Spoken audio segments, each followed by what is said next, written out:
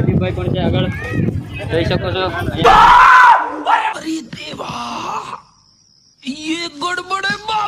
મનીષભાઈ અને અશોકભાઈ છે, આવું જરા બતાવી દો। ઘોડાને સુરત 50 રૂપિયા લઈ જઈએ। હા મિત્રો, કેમ છો? એક નવા બ્લોગમાં મળી ગયા છે। અહીંયા આપણે ઊંચા કોટડા આવી ગયા છે। ચામુંડ માતાજીનું મંદિર તમે સામે જોઈ શકો છો। આ બધો ત્યાંનો પછાડનો ભાગનો દરિયાનો નજારો છે। હવે આપણે આગળ અહીંથી જઈશું, આગળ તમને બતાવીએ કે આગળ બધું કેવું છે। આવો ફ્રેન્ડ।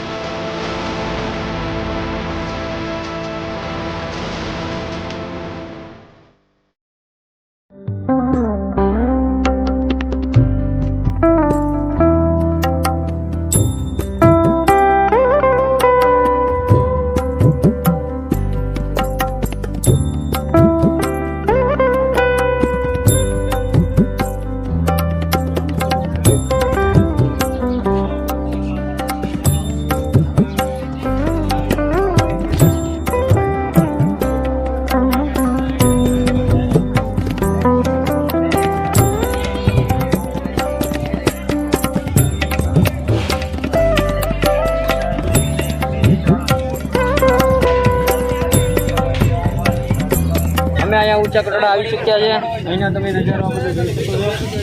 અહીંયા આપણી સાથે નરેશભાઈ, પ્રવીણભાઈ છે, પ્રદીપભાઈ પણ છે આગળ જોઈ શકો છો। અહીંયા મનીષભાઈ અને અશોકભાઈ છે, આવું જરા બતાવી દો। હા ભાઈ, ઘોડાને અત્યારે ટિકિટ હાલમાં 10 રૂપિયા ચાલે છે। ફોટો પડાય તો આવી જજો।